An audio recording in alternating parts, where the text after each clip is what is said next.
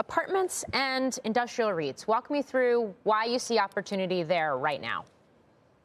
Yeah, great to be here. As it relates to REITs in the public space more broadly, something I think applies across all sectors is that we've seen a pretty big repricing because of that rate sensitivity that happened already in 2022, right? So at this point, we're looking at fairly de-risked valuations. Apartments, one of those areas where we think have a lot of really great secular demand drivers as home ownership continues to be very unaffordable. So you're seeing people remain renters for longer, especially in some of the coastal markets where there are elevated barriers to new supply coming into the marketplace.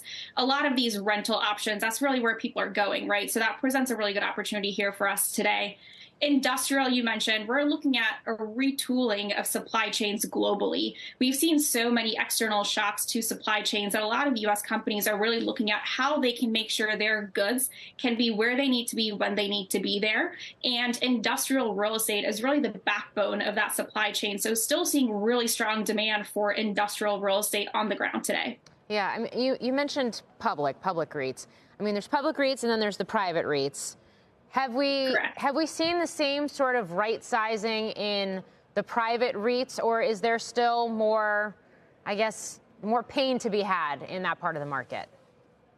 Sure. So private REITs are really valued the same way that private real estate is valued. What we have seen historically over and over again is that the public market bottoms at the same time when the private market peaks, right? So we've seen that bottom here in the public market, and we've seen that peak in the private market. So we're seeing some pain ahead coming through for private real estate, but we've really seen most of that already happen in the listed market, which is presenting a really good opportunity for investors today. Yeah, we've had a number of folks on our air in recent weeks, Sam Zell, other folks from real estate, who have said that they think that within commercial real estate, the shoe is yet to drop. And I realize there's many different areas when you're talking about commercial real estate. We just talked about two, but where would you be steering clear?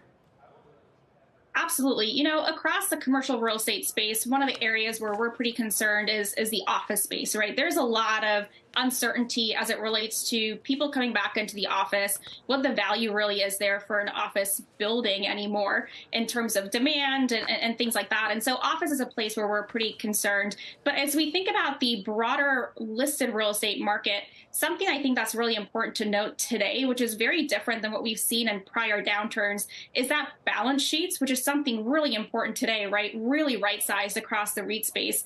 Broadly speaking, we're looking at listed REITs at sub 30% leverage. Almost 90% of that is fixed rate. So fairly low exposure in the listed real estate space to some of the interest rate risks that we're seeing more broadly out there. And when I say office is an area to be concerned about, in the listed real estate space, the exposure to office is sub 5%, right? A lot more exposure to some of these areas like rental residential, like industrial.